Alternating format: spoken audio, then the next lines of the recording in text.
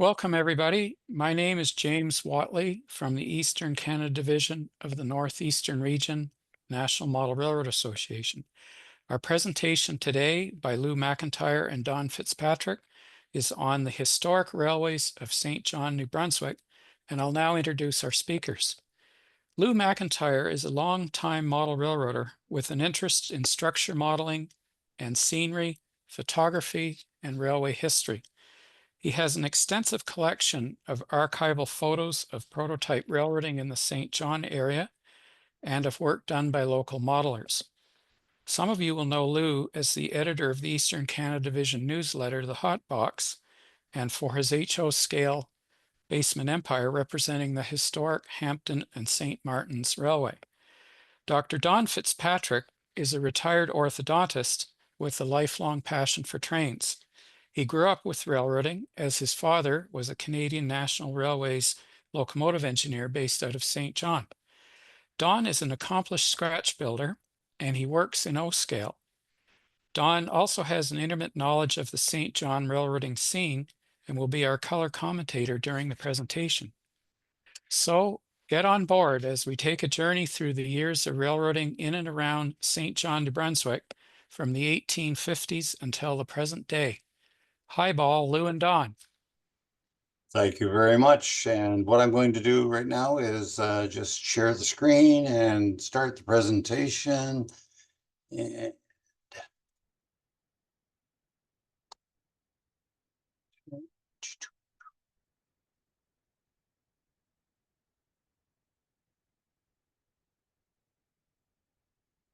all right, is everybody able to see that?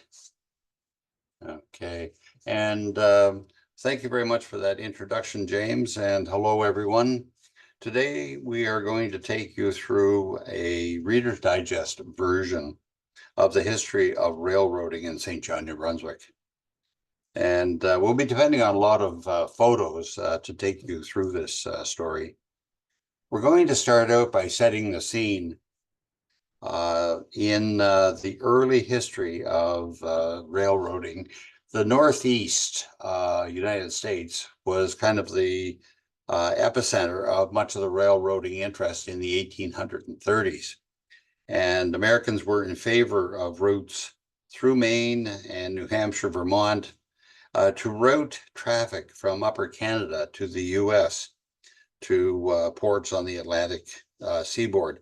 They saw the revenue potential, particularly in winter when the St. Lawrence was frozen over. The first proposed seaport connection on the Canadian side was the St. Andrews and Quebec Railway.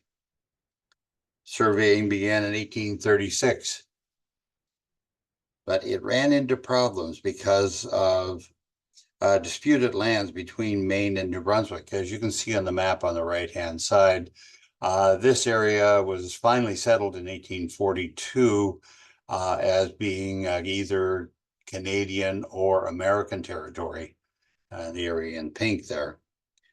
And construction then started in 1847, but it didn't go well.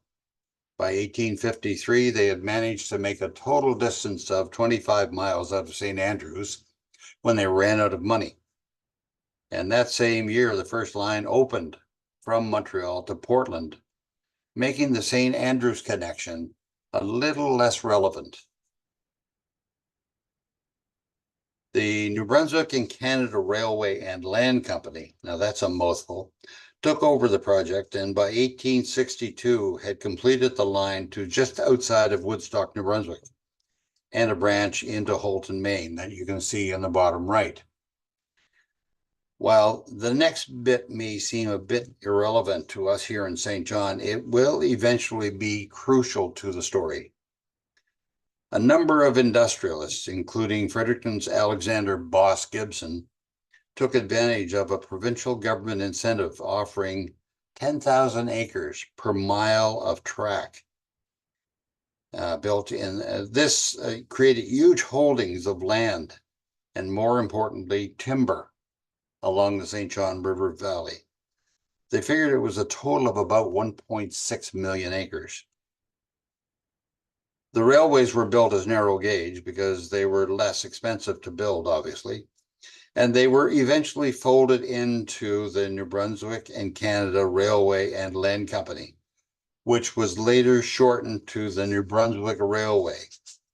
Now, let's keep this New Brunswick Railway name in mind. It had vast land holdings, and hang on to that for a couple of minutes because we'll be coming back to it frequently. For us here in St. John, the next railway brought us into the modern era. The European and North American Railway was proposed by an American businessman by the name of John Poor as early as 1850. And he was envisioning a railway eventually running from Portland, Maine, all the way to Halifax, Nova Scotia, or to possibly Canso, Nova Scotia. And the first section was proposed in 3 parts. And the first part was known as the Eastern Extension, and that was from St. John to Shediac. And construction started in 1853, but again, it didn't go far before it went bankrupt in 1856. And now under a government-owned European and North American, the first part from Shediac to Moncton opened in 1857, followed by the St. John to Hampton section in 1859, and then the final Hampton to Moncton link in 1860. However, it never proceeded beyond Shediac towards Nova Scotia. Next came the Western Extension, and that was from South Bay, New Brunswick, just outside of St. John, to St. Croix, New Brunswick on the U.S. border.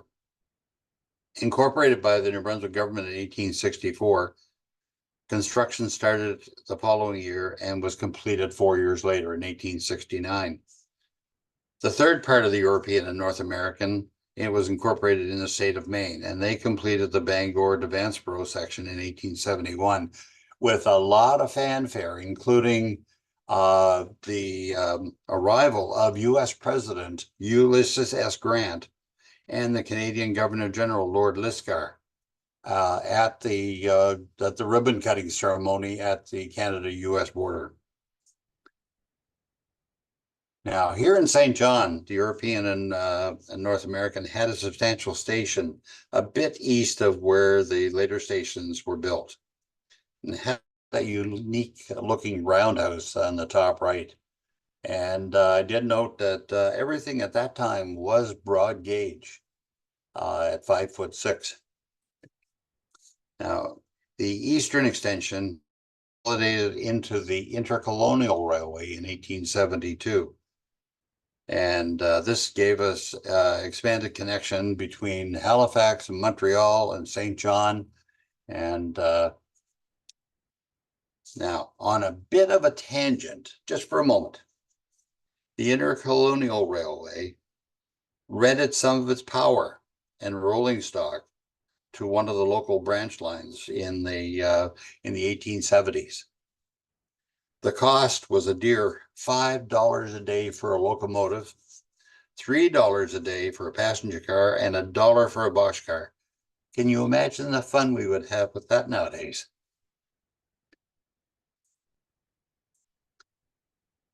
Now, the Intercolonial built a substantial station and passenger train shed in 1884.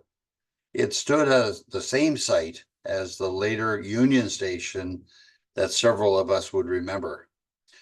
Make note of that railway car on the right side right here. That may be the source of another presentation in the future.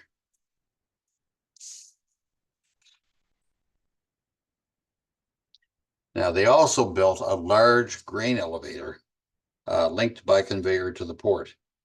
It was short-lived. It was destroyed by fire shortly after 1900.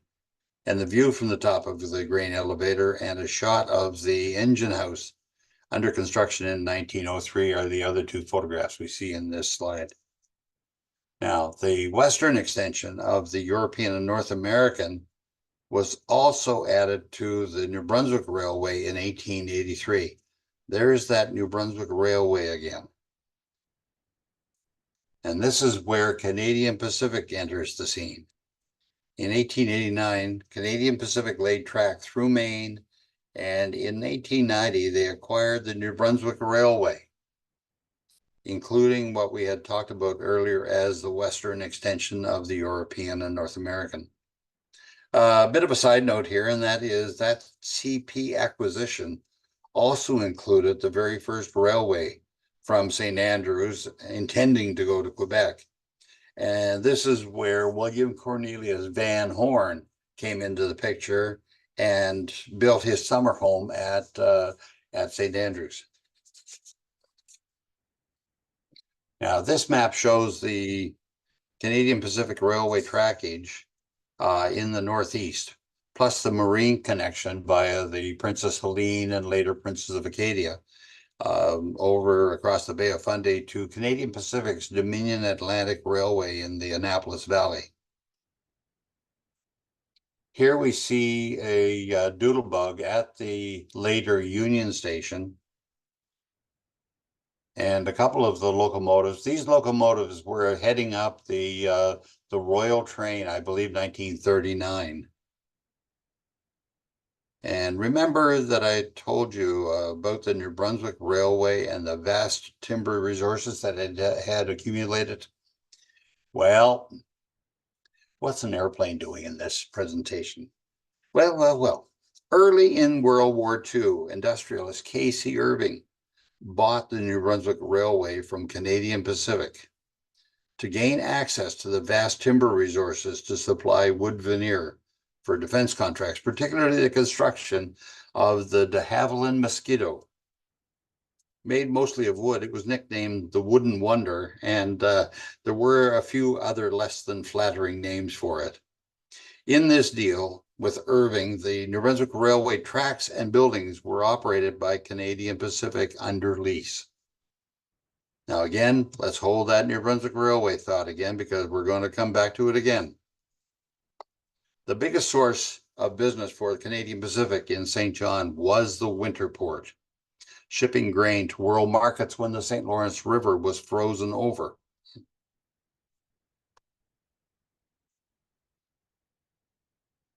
Now here's a RDC2 that was used to service from St. John along the St. John River all the way to Edmundston via Macadam. And also seen here is the arrival of train 41, right, Don? Right. 41 it was, from Montreal.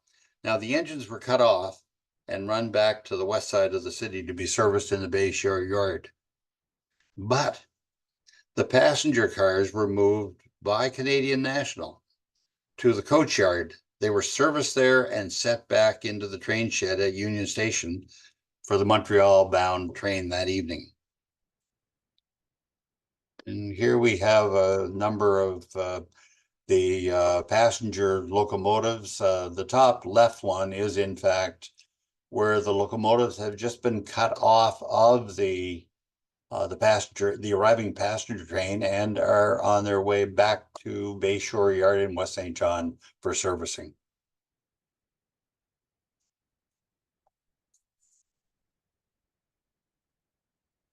We had a variety of photos that we'd found, maintenance of way taken over a number of years.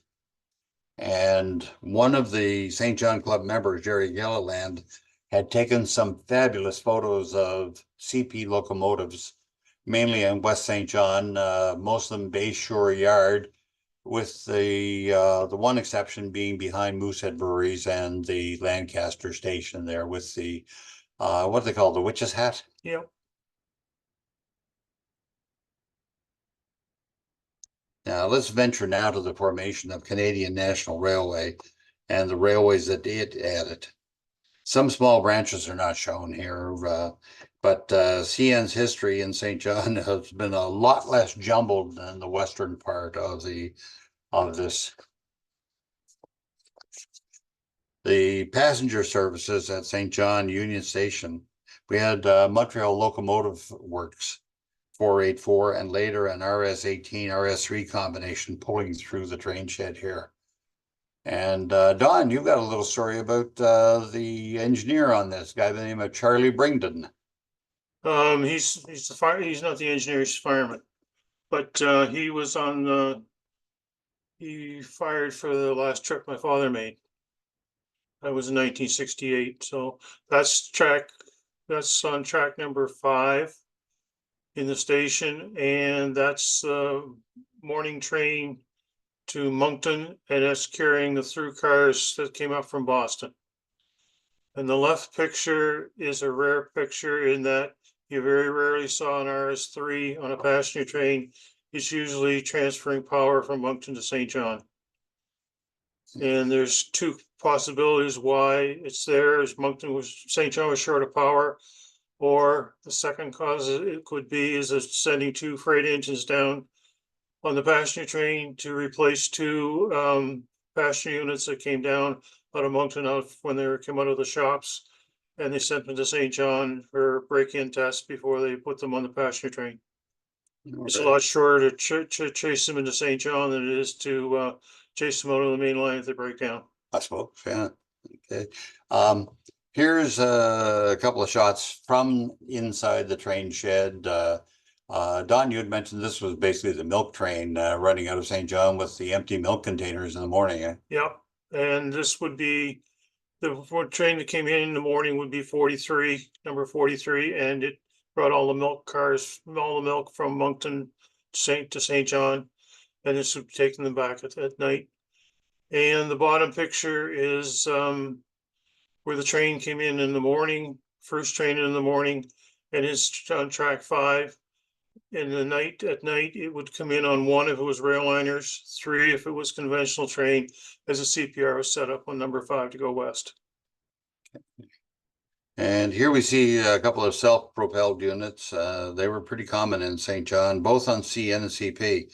And this is a fairly early doodlebug, very similar to the CP one we saw a few minutes ago. In the next photo, we see an interesting combination. Left to right, we've got an RDC-1, an RDC-9, and an RDC-4. And they're just leaving St. John Union Station heading towards Moncton. And then we've got an FTA-4 coming into St. John. And then here's an interesting one that Don says it's a power move back to Moncton. The rail liner came in from Moncton. It would be probably number 6 for 6:43 in the morning, going back out. But Moncton was short of power, so they sent 2 RS-18s out on the front end, and he came in with a 2-man crew, went out a 3-man crew. Had to put a fireman on in St. John. So we worked to Moncton and rode the coach home. And here is the CN trackage in St. John. Now, we're just going to run through quickly where the yards are, and we'll be coming back to it later. And Moncton is over here. Everybody can see my follow the arrow.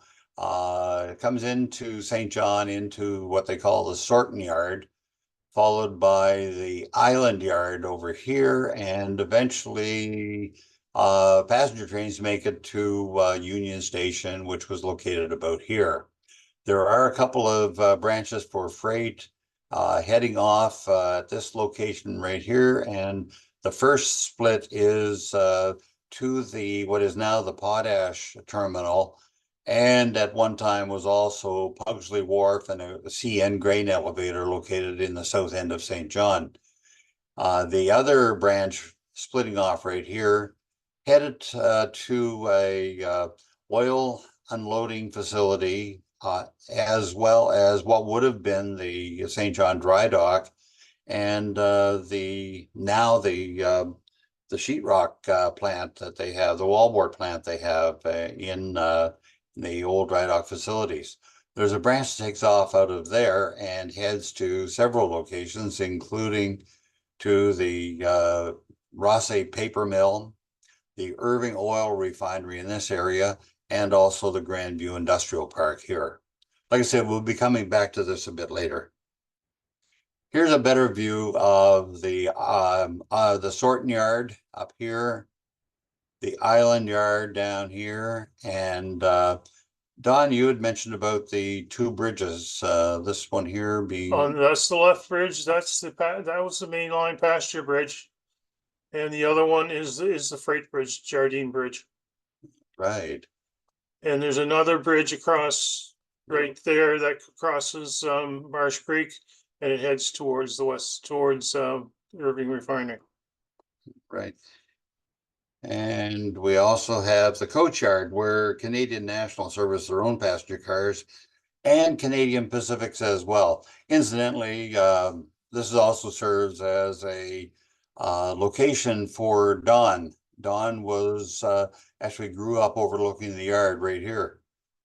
And so now CP CN had running rights on the CP track to get from St. John to their trackage up along the St. John River at Westfield. And by the looks of the consist, this is likely a fuel move to Canadian Forces Base, Gagetown. Just a few shots, some assorted head-end power coming into either the potash terminal or a container train coming into St. John here. And here's a returning potash empty heading out through Hampton. We have an overview of Union Station during the late 1960s. And the Harbor Bridge existed then. The off-ramps are in place. The new viaduct is not yet built, although you can see the piers for it here. And Union Station is still in place. There's no sign here of the thruway, which was eventually built right through this area right here. Just to note that white building, yeah, still exists. That one is still there, yeah, actually, that's right. So it's one of the few things that you can create as a landmark there. Yeah. Here is the more photos of Union Station. The top left photo, I think Jeff Paston used in his presentation last month. And so the other two photos of the interior were by Bob Boudreau and show the grandness of the building itself. It was quite impressive inside. Now, the train shed, as a kid, I'll tell you, that was a long walk to the far end of that train shed. I would take the train with my parents once a year heading to my mother's hometown in Saint-Jean-sur-Richelieu, which is outside of Montreal, and we would take the passenger train. Now, this is near the end of Union Station, which was demolished in 1973. The train shed is gone, but the building still stands. After demolition of the station, CP moved its passenger service to their offices on the Dever Road in West St. John, and CN moved to a new building on Rossi Avenue in the city's east. Now, here's another item. From 1930 to 1960, the Gull passenger train ran through St. John. It came via the Boston and Maine Central, Canadian Pacific, and at St. John, transferred over to CN trackage. And occasionally we'd see Maine Central power here in St. John, such as these E7As. Now, due to declining passenger numbers, in 1977, CN spun off its passenger services as a separate Crown corporation, Via Rail Canada. And Via acquired all of the passenger cars and locomotives from CN. Following several months of negotiation, the following year, Via assumed all passenger services from Canadian Pacific as well. And in St. John in the following years, St. John service was reduced, it was stopped, it was restarted, and finally in late 1994, it was stopped entirely. This picture here just makes me cold. I had no other reason to put it there other than the drama of that scene. Now, in 1994, Canadian Pacific abandoned the line to St. John, and in November 1994, New Brunswick Southern Railway was created as a subsidiary of the Irving-owned New Brunswick Railway. There's that name again. It operated from St. John to the U.S. border just west of Macadam. Eastern Maine Railway was also created to run from the border to Brownville, Maine. And the third part of the puzzle came in 2011, when the Irving Group acquired the former Bangor and Aroostook routes in northern Maine, after then owner Montreal, Maine and Atlantic had applied to abandon the line. This part of it was called the Maine Northern Railway, and you can see that on a couple of these locomotives. Now, this is important to St. John's, Surrey, as a major source of pulpwood and wood chips. Now, you notice also that the fleet of 14 SD70Ms that MB Southern has acquired were named for the three different companies, Maine Northern, Eastern Maine, and New Brunswick Southern. No, they didn't start out with SD70s, but what some might call a ragtag collection of owned and leased GP38s, or SD40s, switchers, and slugs, you name it. They also started out with a bunch of GP7s and GP9s that were secondhand from Chicago Northwestern from a leasing company. That was the very first power. And here you see another one of the leased pair of units, and also a collection of 7 engines. This was over in West St. John, and the BNSF engines were being returned to their home turf after delivering South Dakota oil to St. John. Now, here's an overview of the NB Southern trackage. We have Dever Road Yard in this area, also known as Ponderosa Yard. For what reason, I have no idea.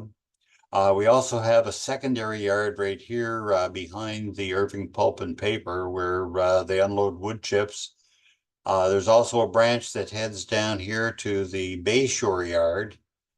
And finally, the big yard now actually being expanded for the container port. The run across the Reversing Falls Bridge is here and goes down to where Union Station was at one time. Here's a couple of better views of the yards. This is the container port and the container trackage. We have the Bayshore Yard here, and on the right-hand side, the Dever Road Yard.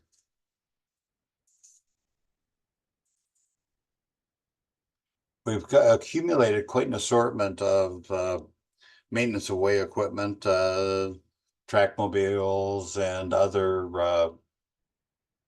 maintenance of way equipment, and one very original NB Southern caboose used as a transfer caboose for a while, and I believe it's on the St. Stephen branch now. Is that correct, Bill? That's right. Yeah. Okay. It's built out of a piggyback flat car and 2 20-foot containers butted end to end. For those not in St. John, major industries that create the rail traffic in St. John. And we have the Irving Pulp and Paper. You can see the wood chip unloading facilities right here.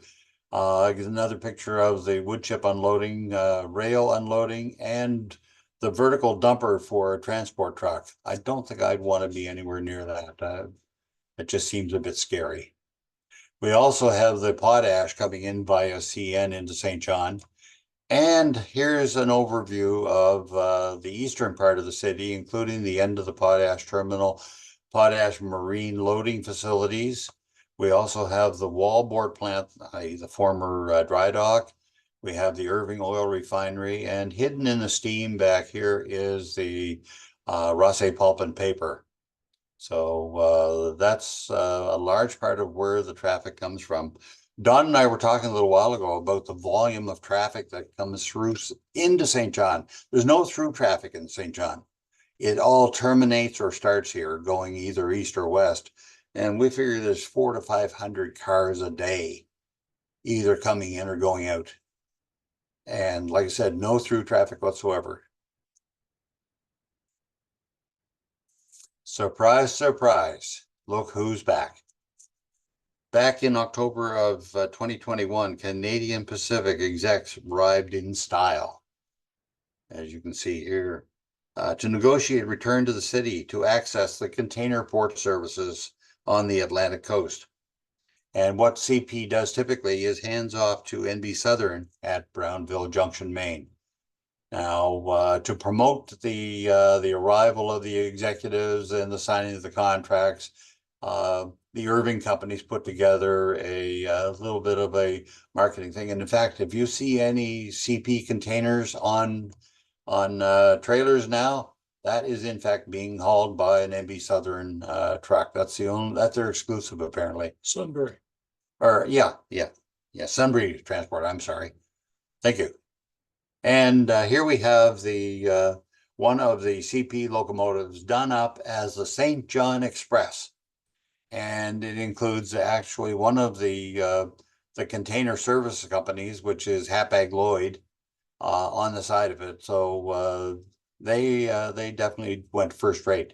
Now, going back into the early days of railroading, we had the James Fleming Phoenix Foundry in the center of the city. In fact, it's right across the street from the current Harbor Station or TD Station sports arena.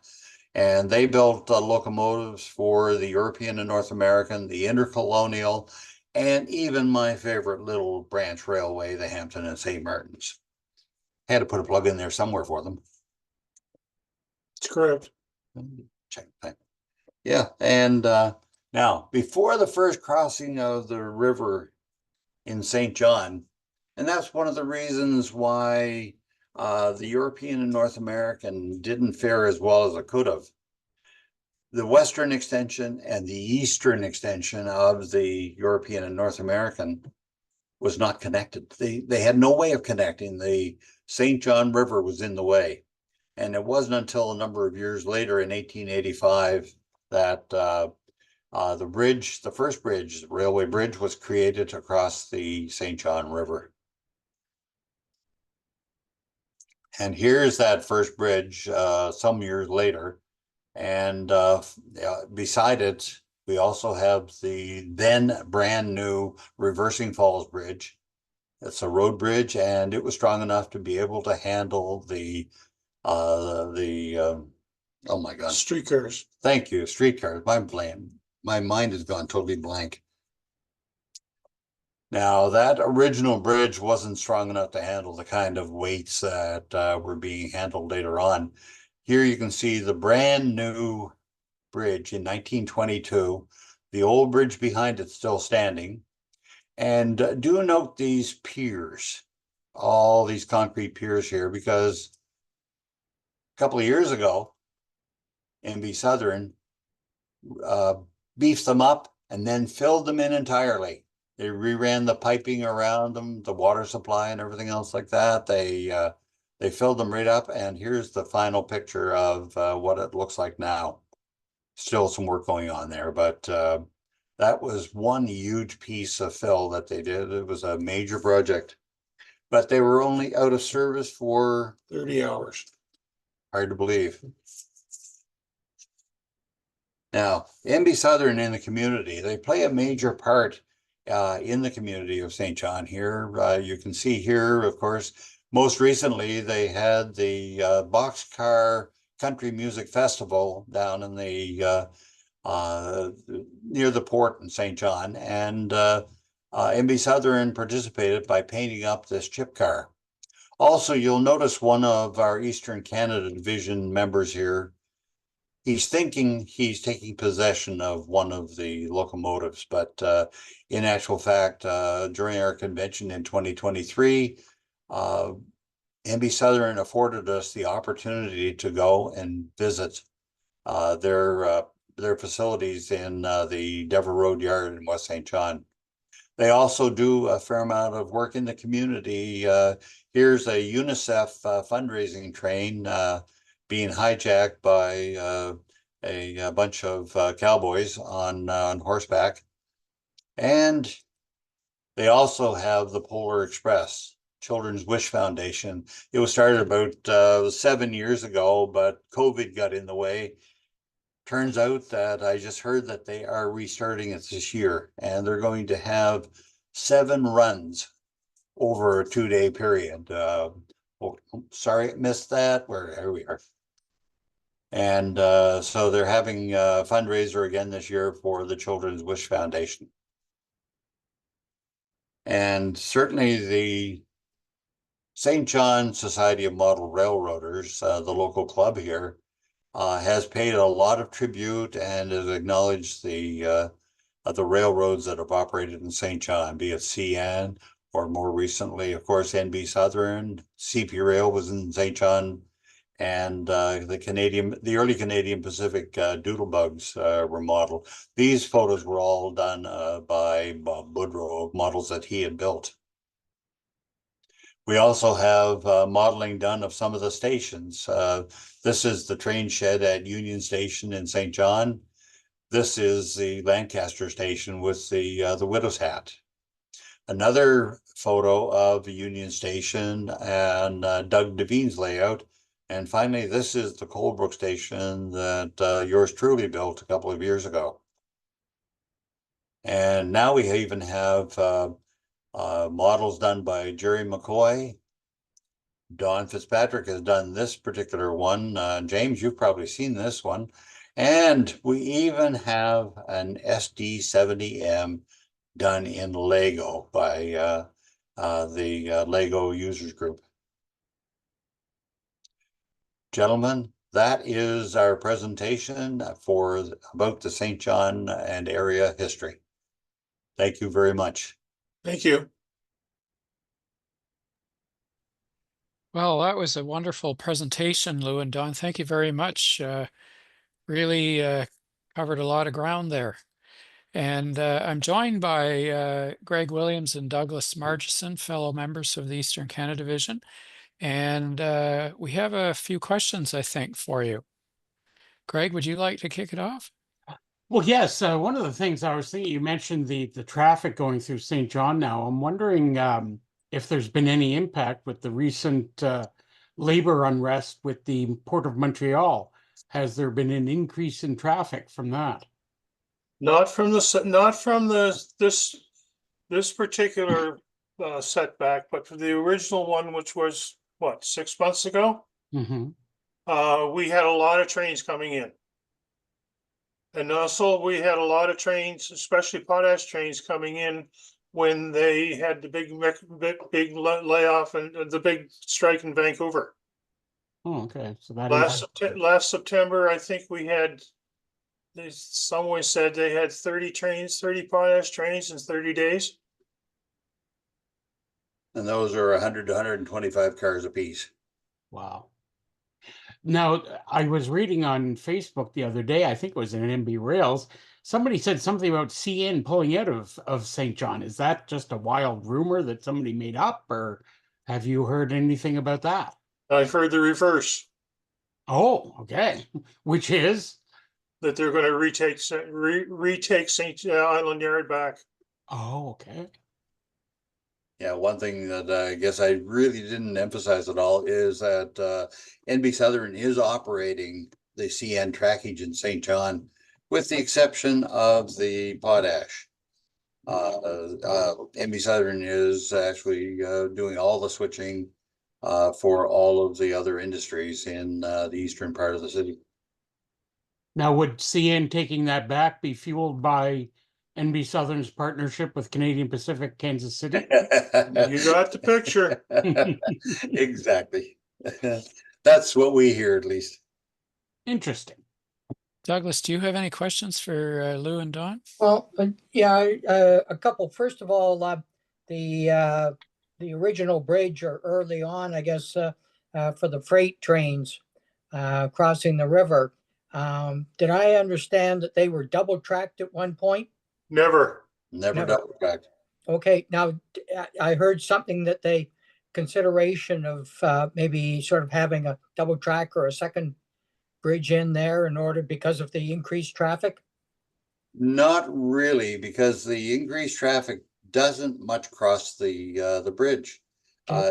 It ends in the NB Southern traffic ends mostly in the western part of the city, be it the containers and so forth. And there was talk, however, of double tracking up to the bridge, but not across. And that was gain increased yard trackage on the western side of the bridge.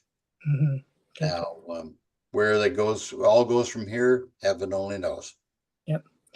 A couple of years ago, I had sort of doing some research on the NB Railway, and my understanding was that in 1890 that the NB Railway leased the track to CP, that CP didn't actually buy NB Railway.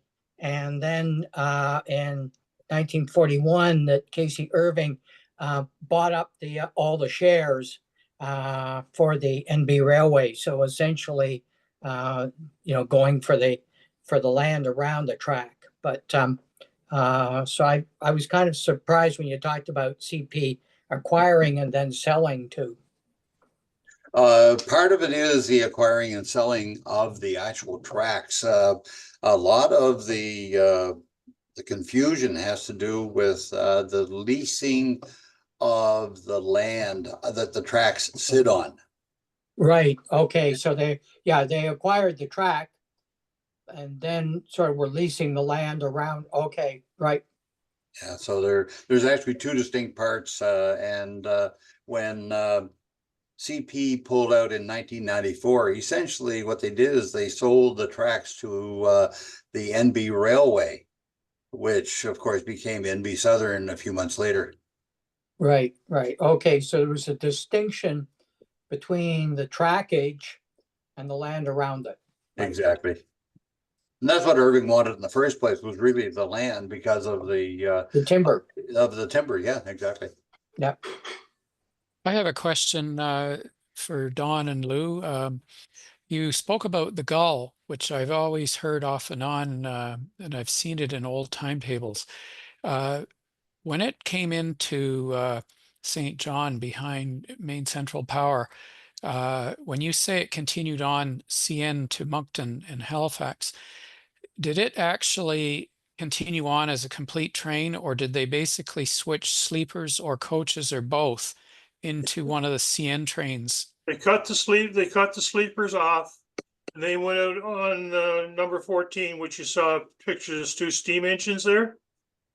They went on number 14, and the return sleepers came back on 13 to go out on the Boston train at night. The coaches and the head end cars stayed in St. John. So you could book a through trip from Halifax to Boston. That's correct. Wow. Service, eh? Things have changed. Now, Don, I know your father worked for Canadian National Railways, and I know you've told me in the past about hanging out at the station. Could you elaborate a little bit on what that was like when you were growing up in St. John?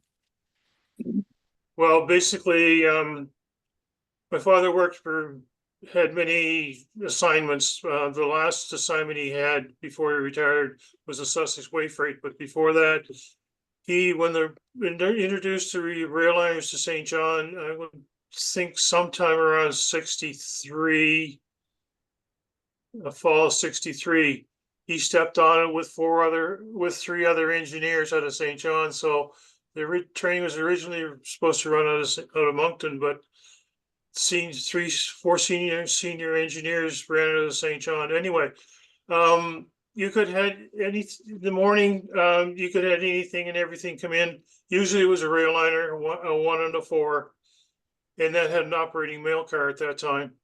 And at nighttime, you could have rail liners come in, or you could have conventional train. Oh. So anything and everything. And you yourself, I know you went to university in Halifax. You had many, many train trips, I gather. So I went to Halifax from September of 68 to May of 74. And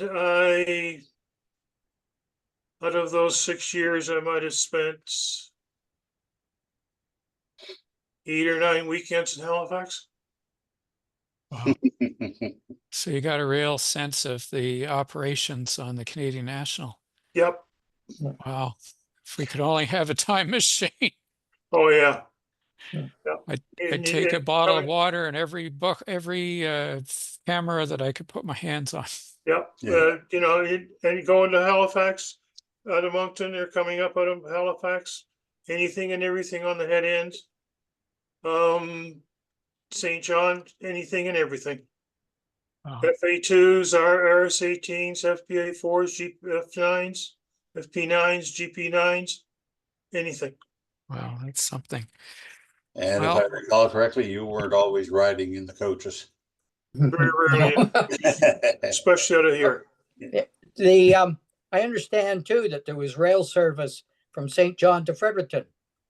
Oh, yeah, very much so. That was when they reintroduced the into St. John.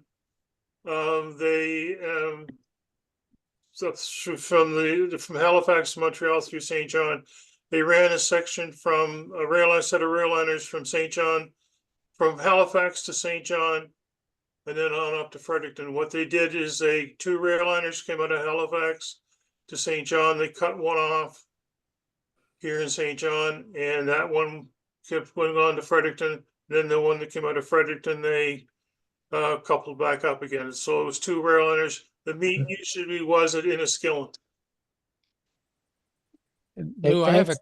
oh, sorry, go ahead, Douglas. No, I'm just thanking Don. Lou, I have a question for you. Yeah. What's your favorite memory from the steam era in St. John? Well, other than taking the train in the evening, CP from St. John to St. Jean, Quebec, I don't have a great deal of recollection because my home in the center of the city was kind of away from the tracks, so I never get to see an awful lot, other than when I went to play hockey. There was an outdoor rink just across the tracks, not far from where Don grew up, in fact, and I would go across there a number of times. And in fact, there was once or twice we even went up onto the island. Now, what the island is just a little rock knob that the the passenger mains went around just across from the skating rink, in fact, and we'd go up and park up there and have a look at trains. I wasn't into trains as much then, and as a result, it's kind of just very vague memories. Oh, and Greg, do you have any? Oh, sorry, Don, go ahead. My favorite of the steamer in St. John was a trip that they used to double head the valley train from St. John to Westfield Beach. And they had a northern on one day. Wow. Wow. And then I was with Dad and going up through the cut Bentley Street and up through that way. All you heard was the sound reverberating off the walls. Holy mackerel. Yeah. I can imagine. We're all turning green here, Don. Yeah. Well, that was one of the things about St. John, Don talking about reverberating off the walls. That steam locomotive was under full power because it was one hell of a climb from the Union Station up to Reversing Falls. That's what 2%, 2.5% grade. yeah. And, Greg, do you have any other questions, Greg? No, I don't think so. But I do thank you both for sharing that. That was truly fantastic. Thank you. Yeah, Yes, wonderful presentation. absolutely. Thanks, Lou and Don. Yes, wonderful. And I'll think we'll wrap up now. And thank you very much for all the work you've put into this. And Thank you I very really- much for having us on this program. Thank you. Thanks, guys. I appreciate it. And we hope to, you hinted at another possible presentation there, Lou, and we certainly yeah, are was, on standby. I have a pretty good collection of streetcar photos and so forth, and there's certainly quite a bit of a history. The streetcars were taken off the year I was born, so I don't have any recollection myself whatsoever. But in photographs, there is a good assortment of photos available. Okay, well, that's it. That's a wrap. Thank you very much. And good day to everybody who joined in. All right, take Thank care, you. gentlemen. Thank you. Bye-bye.